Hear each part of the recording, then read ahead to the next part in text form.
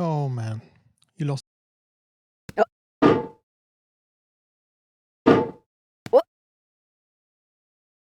Whoops, oh dear.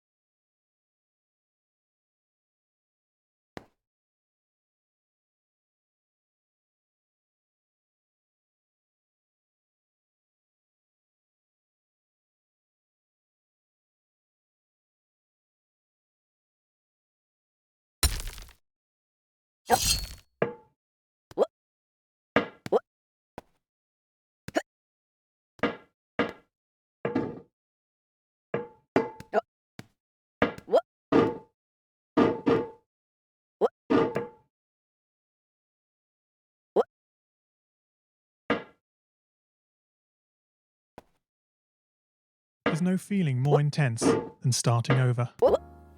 If you've broken your Scratch project moments after you've shared it, as I have, or you spent hours working on a project only to notice too late that one of your sprites has unexplainably gone missing. If you've made use of that difficult to name thing of thing block within the sensing category, amazingly useful but capable due to a Scratch bug of leaving you crying as it dumps all your scripts in one big unordered heap. If you've made real progress coding a game over the course of the week, only to come back the next day to discover you weren't even logged in, nothing has been saving. Starting over is harder than starting up. If you're not ready for that, like if you've already had a bad day at school, then what you're about to go through may be too much. Feel free to go away and come back. I'll be here. All right. Thanks for coming with me on this trip. I'll understand if you need to take a break at any point. Just find a safe place to stop and remember to pause the game by pressing P. On Scratch, you can find loads of remixed or reimagined recreations of existing games, and with good reason. George Bernard Shaw said, "Imitation is not just the sincerest form of flattery, It's the sincerest form of learning. This game is a recreation of a game that came out in 2017, titled Getting Over It with Bennett Foddy. That game in turn was a homage to a free game that came out in 2002. Both games involved dragging yourself, using a hammer, up a mountain assembled from assets and objects sourced from many other games. It seems appropriate then that, when trying to recreate Getting Over It in Scratch, that we should construct our mountain from the same assets used in literally millions of Scratch projects, the unmistakable contents of the Scratch costume library.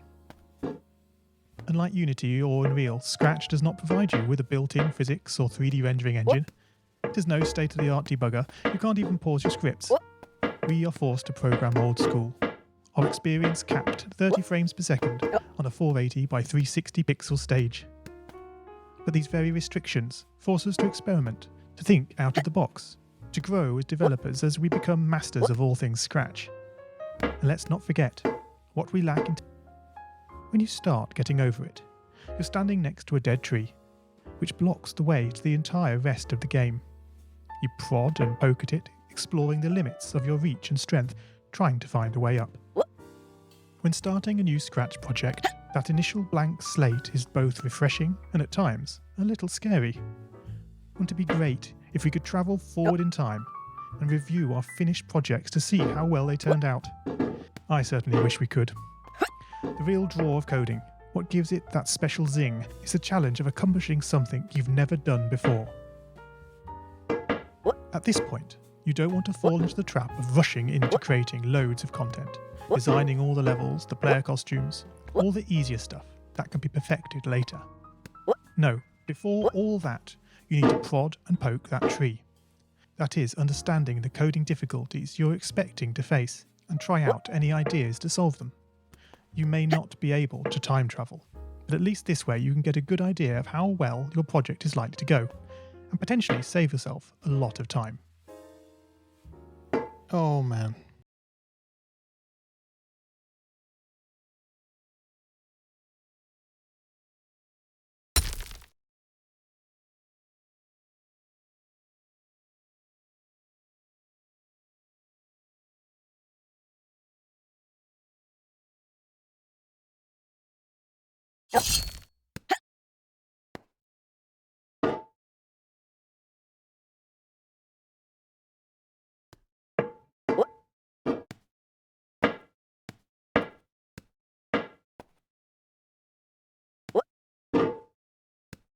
Well, you started this, so I guess there's no going back. The lava just started about 5 seconds ago, so I hope you're ready. You started this, so I guess there's no going back. The lava just started about 5 seconds ago, so I hope you're ready.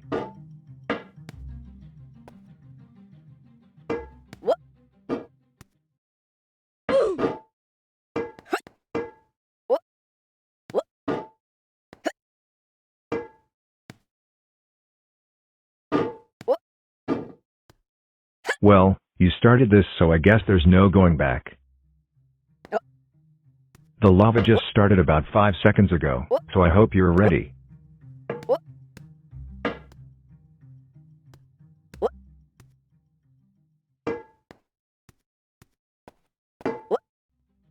So, at this point, you must be really good to not have fallen in the lava.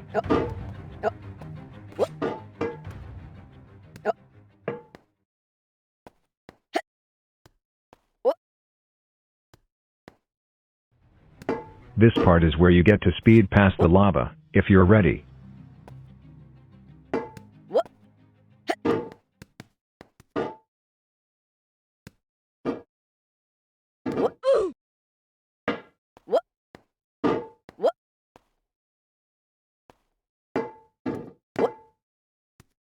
Well, you started this, so I guess there's no going back.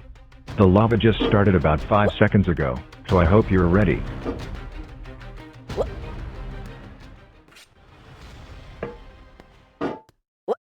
So, at this point, you must be really good to not have fallen in the lava.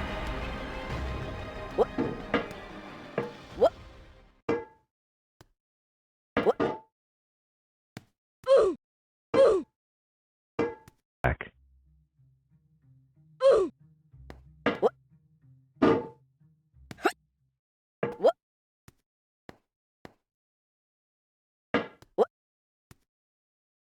Well, you started this, so I guess there's no going back. The lava just started about 5 seconds ago, so I hope you're ready.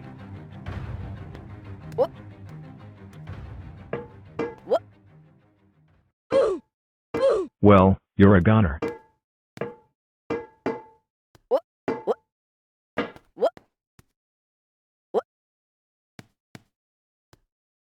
Well, you started this, so I guess there's no going back. The lava just started about 5 seconds ago, so I hope you're ready.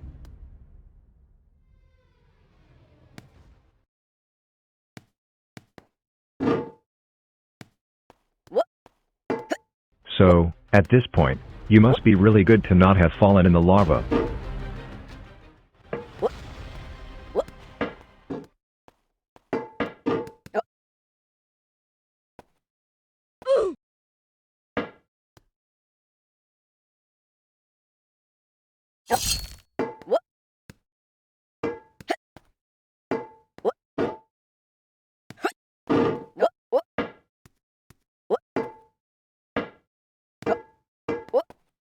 Well, you started this, so I guess there's no going back. The lava just started about 5 seconds ago, so I hope you're ready.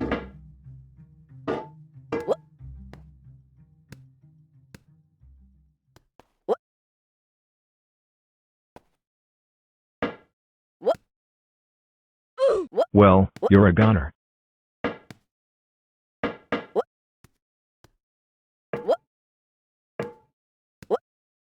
Well, you started this, so I guess there's no going back. The lava just started about 5 seconds ago, so I hope you're ready.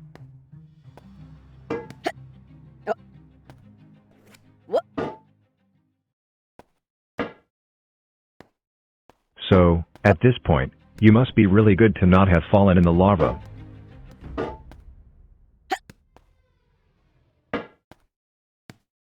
This part is where you get to speed past the lava, if you're ready.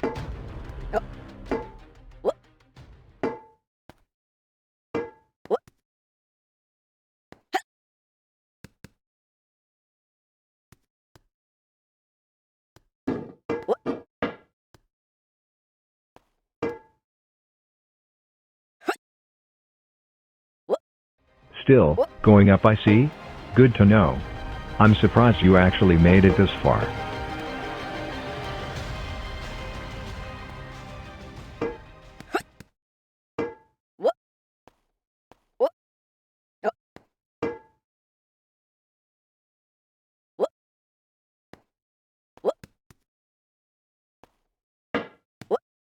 This must be so stressful, knowing that one mistake can make you fall into the lava.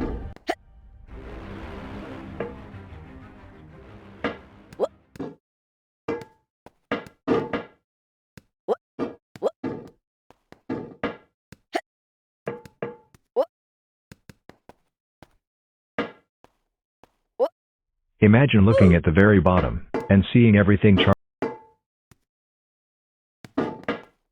Imagine looking at the very bottom, and seeing everything charred and burned.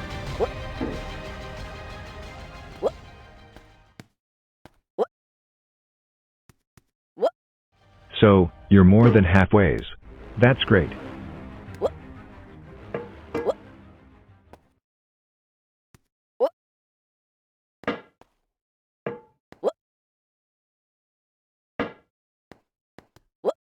No pressure, of course.